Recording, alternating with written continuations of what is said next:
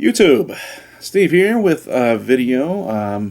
It's been a little while since I've updated my YouTube feed, and I just wanted to show some different Blu-rays and DVDs that I've been purchasing in the last few weeks, and hopefully you'll enjoy them. First of all, and this is sorry, the very first thing I got was The Cabinet of Dr. Caligari. That is Kino Lorber release, and it is essential if you are in any way a fan of cinema. 1920, it may be the very definition of German expressionism. It's an amazing film. And this is the U.S. Blu-ray. Here's the interior.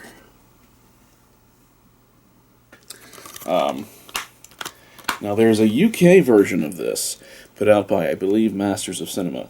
I've got that on order. Now you're asking, why did I buy two versions? Simple, actually. I would have been happy with just the UK version. However, there is a certain thing that this release contains that the UK does not, and that is the additional music score by Paul D. Miller, a.k.a. DJ Spooky. I think that's pretty cool. The UK version has a really cool commentary track, so that's my reasoning for that. Up next, this is from Scream Factory. It is a double feature. The original Tales from the Crypt film and its follow-up Vault of Horror. I believe both Amicus films. 1972 for Tales of the Crypt, and 1973 for Vault of Horror. Double feature. This actually contains two Blu-rays. The first Blu-ray contains, excuse me, just the films right there. And the second contains Vault of Horror. It's a different cut and plus an open matte version of Vault of Horror. So these guys really, over at Scream Factory, they really do love these films, and they include stuff like this. I appreciate it. So, anyway, not exactly the HBO Tales from the Crypt that we all know and love, but certainly both were inspired by those EC comics of yesteryear. Up next is a film that I kind of bought. Well, this was a blind buy for me. There's a few blind buys in here, actually. And this is from Cohen Film Collection, a group that I'm really starting to like. I've got a few of their releases. This is called Syncopation. It was made in 1942. It stars Jackie Cooper, very young, not quite as young as when he was working with Wallace Beery, but Jackie Cooper and Bonita Granville, who I've always liked. I've always had a thing for her. She started off as the very first on-screen version of Nancy Drew. So, there you go. And this has some really cool stuff on it. It's a very loose story.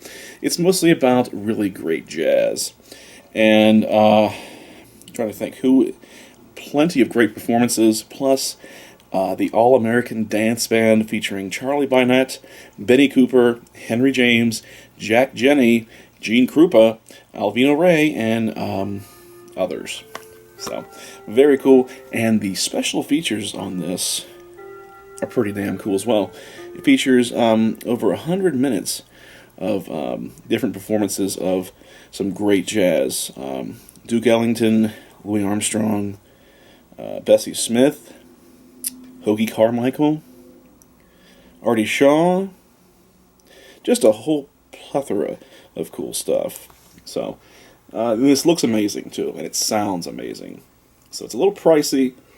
I think I got it for a couple dollars off, because when I first added it to my wish list, it was over 20.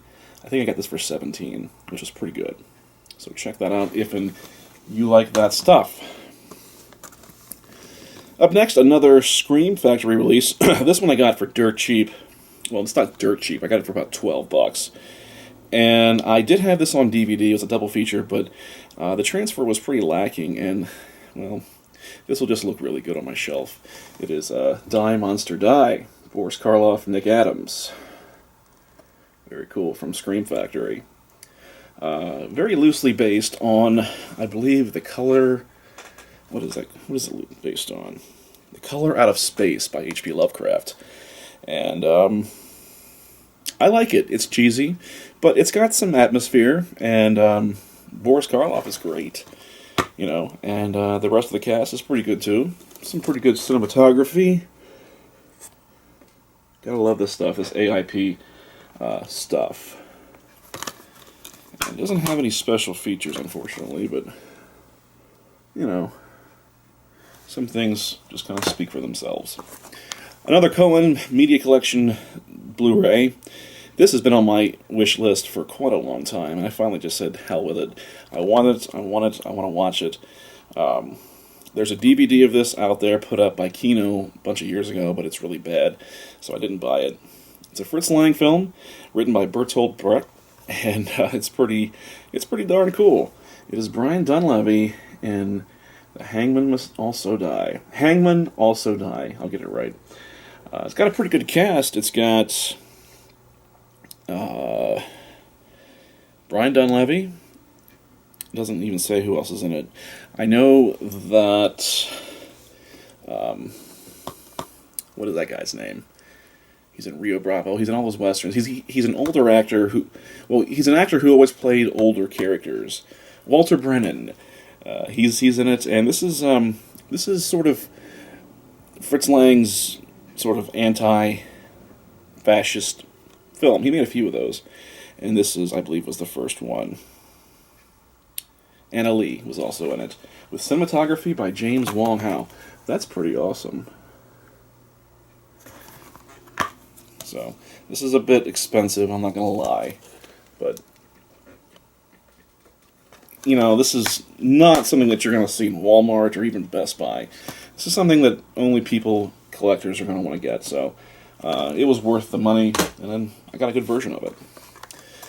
Next is a film from the Kino Lorber Studio Classics collection. This has been in my wish list for a little while. What the hell not? Barbara Stanwyck, George Sanders, and also Gary Merrill in Witness to Murder. Love me some Barbara Stanwyck. And I'm also a pretty big George Sanders fan as well.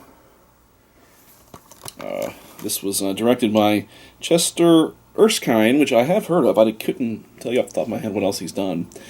But it has really, really noirish cinematography from John Alton, who is, if you know anything about cinematography or film noir, you will know that is he kind of set the benchmark as far as black and white lighting. And the funny thing is, as much as he did for black and white lighting back in the day, John Alton won an Academy Award, and his only Academy Award, for his color photography on not Sing in the Rain, American in Paris. So, a bit ironical there. It's not a word, but I think we know what you mean. I've already shown you that, sorry. So, that's pretty cool. Moving along, I have, I got this at Walmart. And this was something that I just had to have, because it has all the elements of a great film, and it got nominated for an Academy Award, and it also won a few times for various things. It is Birdman. Big fan of the director. I've seen most of his other films. His name is Alejandro G. I can't pronounce his last name. Inarritu. I know that's wrong, but anyway, it's got Michael Keaton. It's got great cast: Zach Galifianakis, Edward Norton, Andrea Riseborough, Amy Ryan, Emma Stone, and Naomi Watts. This slipcase has a little fold out there. Again, I don't collect these things. I do not.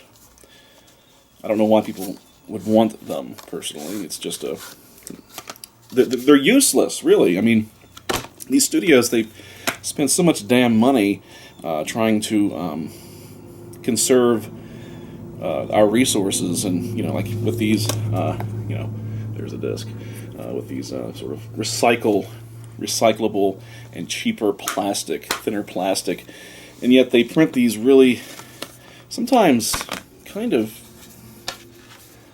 complex sleeves, or whatever they call these. I would rather have better plastic than have this. So, anyway, Birdman. Did watch it before the Academy Awards. Did not watch the Academy Awards. It's not something I'm interested in. But I found this movie to be amazing in so many different ways. From a storytelling level, it was really great. From a cinematographer's point of view, jaw-dropping. Just how amazing it is. It's supposed to be told in one take, and that's the way it's supposed to look. It's not told in one take, but there were a lot of really long takes, and it's pretty amazing. So, anyway, if you haven't seen it, check it out. This next film I have not yet watched, but I'll probably watch it with my wife maybe tonight or tomorrow. It is, I don't think this was nominated for anything, but wonderful film from what I've been told. Nightcrawler. Jake Gyllenhaal.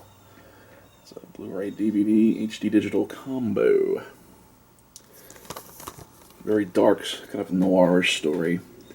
If you couldn't tell, I'm kind of a noir fan. And I don't hate Jake Gyllenhaal. I think he's pretty good, actually. It comes with a DVD and a Blu-ray. Kind of a waste. Again, I would rather just have the Blu-ray in nicer, more sturdier plastic containers, than the extra DVD. I guess I should appreciate what they do, but not really. Finally, we have John Wick, which we watched earlier this week with Keanu Reeves. And people have been saying how good it is. I've been reading some pretty good reviews about it, and it's a blind buy. I hadn't watched it before, but and I don't usually buy movies I haven't seen, at least newer films. Newer films for me, they don't have a lot of replay value for me. Some do. I mean, there are obviously some, but a lot films that I see that are more modern, I generally don't watch more than once or twice, if I own it. So, but this I've been told was really good, and it actually is pretty good. It's kind of a noirish, again, theme here. But I mean, it says noir. I mean, it's very loosely. I mean, it's about a hitman, so I guess there's some pulpy roots there. Some interesting action, and it's a fun movie. What can I say? It's nothing. There's nothing deep. You're not going to find anything of any meaning in this movie, but I think you'll enjoy it as just candy for the eyes.